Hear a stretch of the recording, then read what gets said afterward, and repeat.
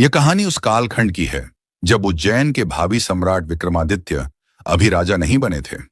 वे अभी गुरुकुल में रहकर अपने गुरु के आश्रय में शास्त्र, शस्त्र, नीति, तर्क और जीवन के गूढ़ रहस्यों की शिक्षा ग्रहण कर रहे थे।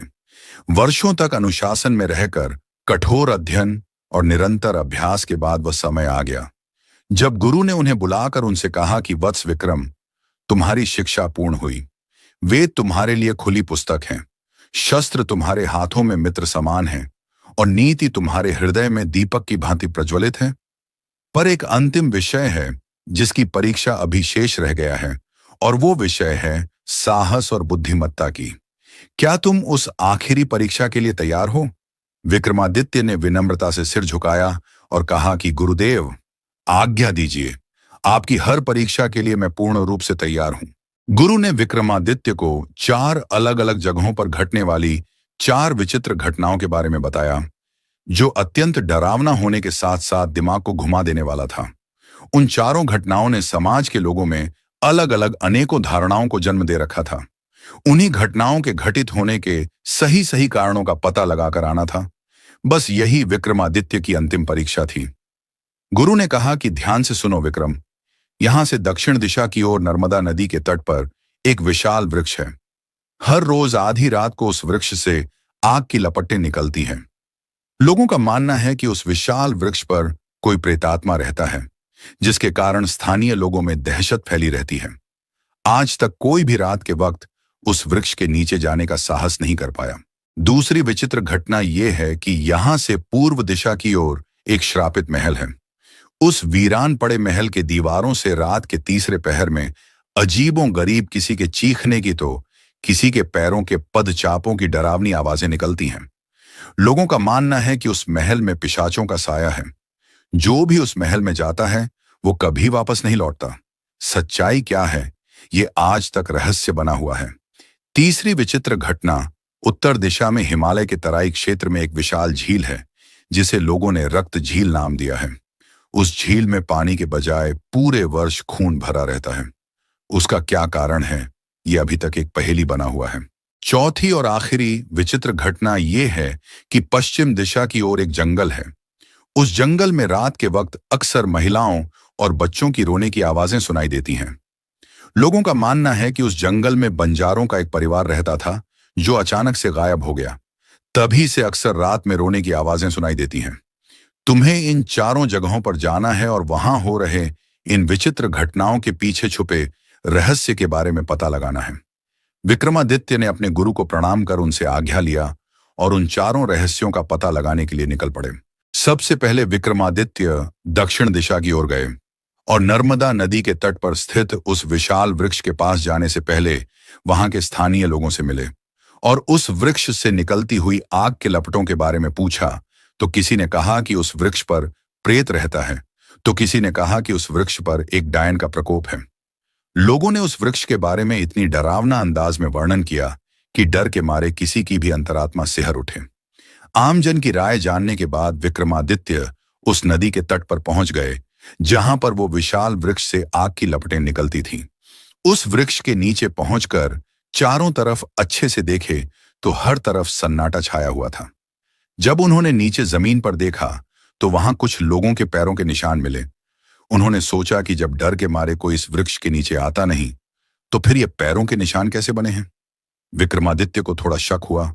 उन्होंने उसी पेड़ के ऊपर चढ़कर छुप गए और आधी रात होने का इंतजार करने लगे।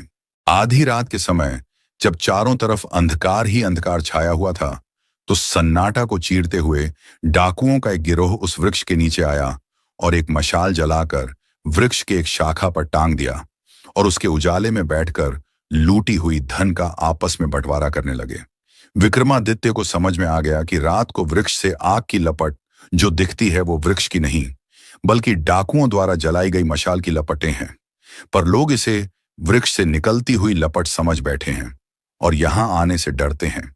उन्होंने चुपके से अपनी तलवार निकाली और तेज आवाज में गर्जना करते हुए एक बड़े से शाखा को एक ही झटके में काट दिया। वो कटा हुआ शाखा डालियों से टकराते हुए आवाज करते हुए नीचे गिरने लगा। अचानक से शाखा गिरने और गर्जना की आवाज सुनकर सारे डाकू डर कर भाग खड़े हुए।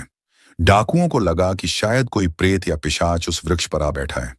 उनके मन में इतना डर बैठ गया कि पीछे मुड़कर भी नहीं देखे।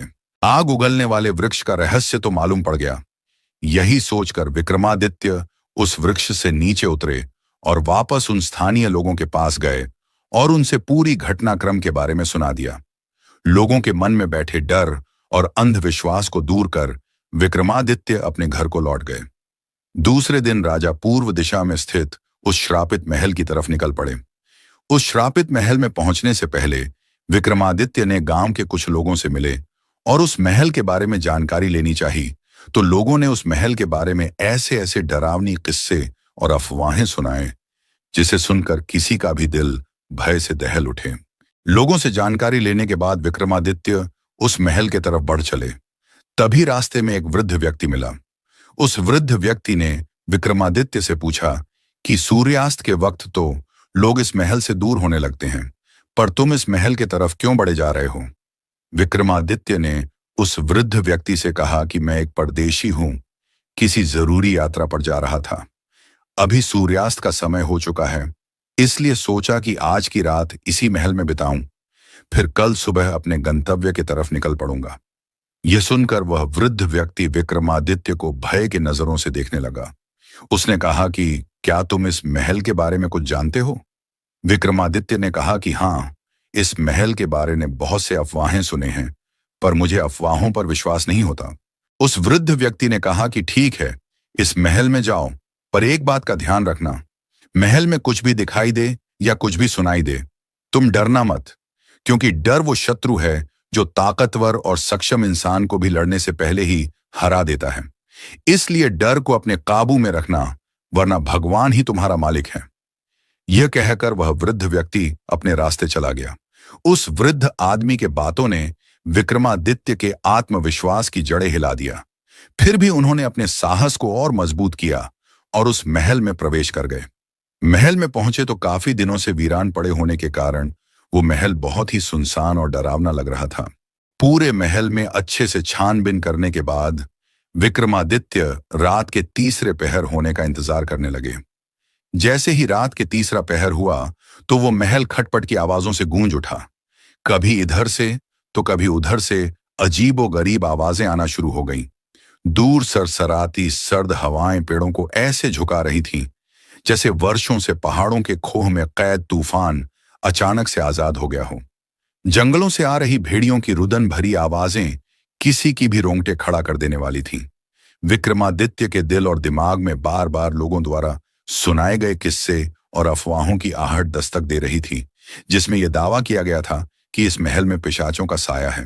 पर वो जरा भी डरे नहीं, क्योंकि उन्हें अच्छी तरह पता था कि अगर डर दिमाग पर सवार हो गया तो फिर कल्पनाएं असलियत पर भारी पड़ जाएंगी और अपनी खुद की परछाई भी डरावना लगने लगेगी।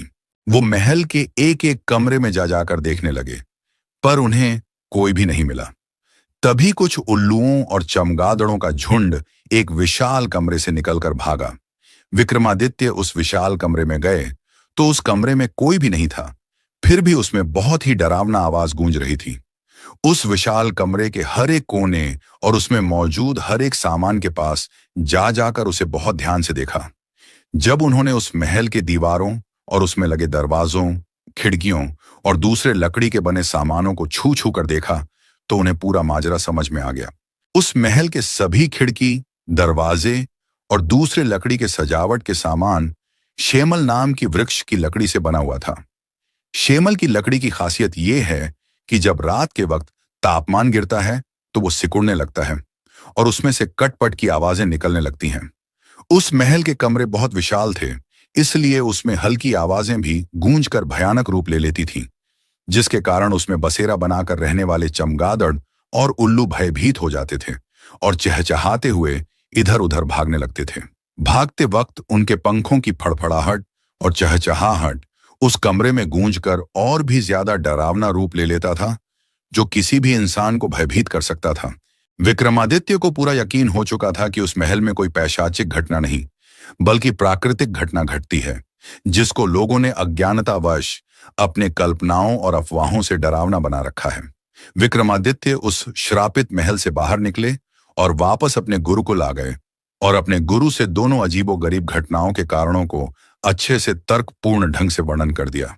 गुरु ने मुस्कुराते हुए कहा कि तुम अपने आखिरी विषय के 2 परीक्षाओं में तो सफल हो गए हो, पर अभी 2 रहस्यों के बारे में पता लगाना बाकी है। उन रहस्यों के कारण का भी पता लगाकर आओ, तब तुम्हारी शिक्षा पूर्ण होगी। मित्रों, इस कहानी को यहीं विराम देते हैं। बाकी के 2 रहस्यों की कहानी अगले भाग में जल्द ही मिलेगी। तब तक धैर्य बनाए रखें। धन्यवाद।